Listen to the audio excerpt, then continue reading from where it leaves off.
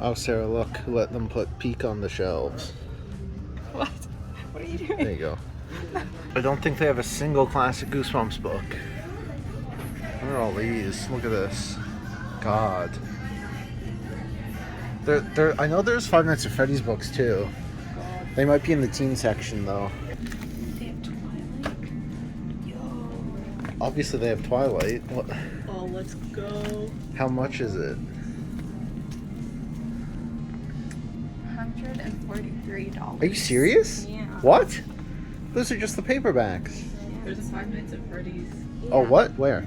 12 books. $12? Holy crap. For 12 bucks. I think this is like the Gen Z Goosebumps. All the classics here. City of Bones, Hunger Games. They have Indigo exclusive edition. It's like golden. That's not worth it. I would rather buy. I bought these first two in hardcover in the box set because Noah and Sarah were so excited for them for book club. And did you even like them? You No, I ended up giving them to Sarah.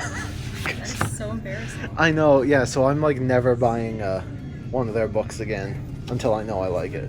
This is kind of like a pretty book, though. I mean, too bad the story isn't pretty. What the heck? The I Survived. Oh my God! Look at that. It looks like an abomination. That's the worst redesign I think I've ever seen in my life.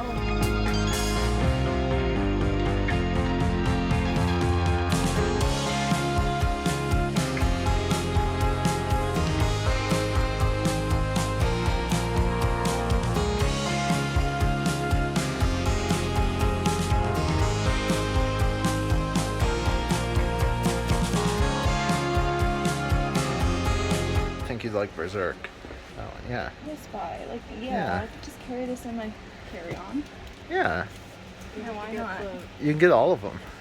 All of them, yeah. Yeah. It's just like, it's very compact. Like, This book, the main character in it. Look at the main guy's name, Mike Flanagan.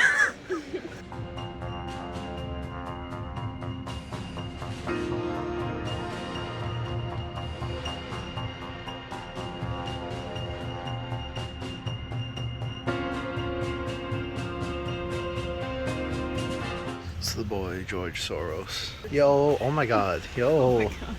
This is epic. They got the goldfinch. They got our man's Haruki. mhm. He Oh. learned to respect women. True. Think I could get this from Mom? Mom really likes the goldfinch. No, I already got the books. Sorry, Mom.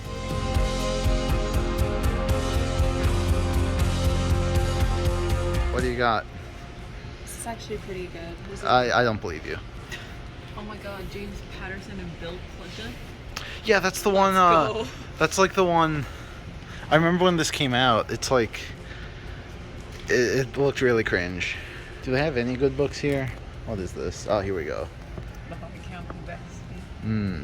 This is for you, Joel. Oh, thank you. They sell Colleen Hoover books at my shop. Yo, it's Mr. It's Mr. Weekend right next to Aunt Frank. No, are you enjoying your poop? Oh yeah.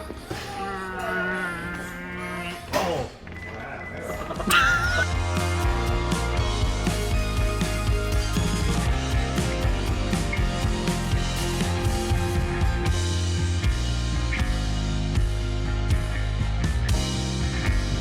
We gotta do an Animorphs cover reveal because of the random Animorphs book. The reaction. Oh yeah.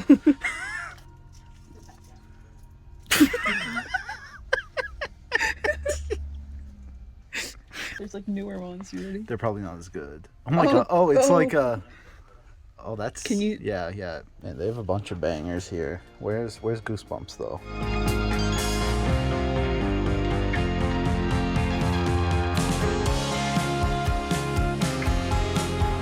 Count down to midnight and how to meditate. Same concept. I can't. Why does anyone? Don't film this for your vlog.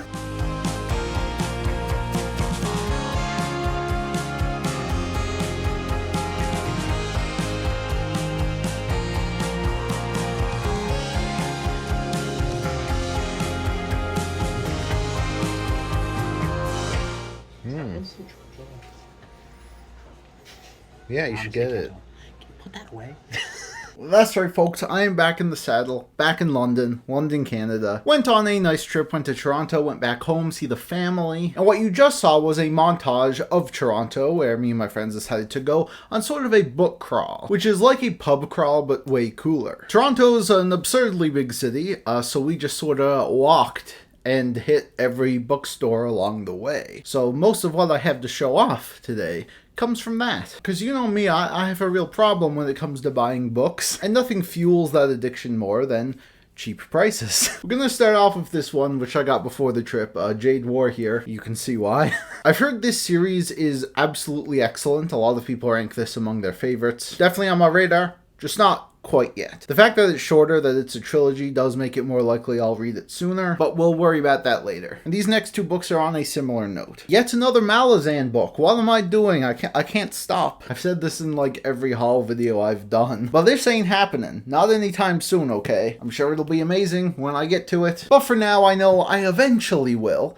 And, you know, if I eventually will go out and buy the series, why not pick up some when I can get them for super cheap, you know? And we also have the 6th book in the Expanse series, a series that I'm really interested in checking out. I already have Leviathan Wakes up there. And while it still probably won't be soon, I will definitely be reading this before Malazan. And same thing, you know, I'm going to eventually own it if it's going to be so cheap. Yeah, why not? Well, I do have, like, the special anniversary edition of Leviathan Wakes. I do think I'll get the rest of the series in the normal paperback anyway. Here's New Spring. This is a Wheel of Time prequel book. I believe it was the second last book that Robert Jordan published before he passed away. I think that was between the 10th and 11th books in the series. And I'm probably not going to read this one until I get to that point. I know it, you know, was meant to serve as a prequel, but I think I'd rather read them in the publication order. I will be continuing the Wheel of Time in the fall. I have no idea how long it's going to take me to get through them, but now I own every single one written by Robert Jordan. A couple manga to show off here. I got some new volumes of Blue Box, a very cute, wholesome romance series I like a lot. You know, I read a lot of really dark and intense things. It's nice to have a break sometimes. Here is Osamu Tezuka's Dororo. This is a complete edition. Every single volume is in this big boy. And yeah, needs no introduction. Of course, one of Tezuka's classics. Got like a new anime remake a couple years ago. I watched a little bit of it and it was pretty cool. But I have greatly enjoyed all of the Tezuka stuff I've checked out before, so definitely one I'm excited to read.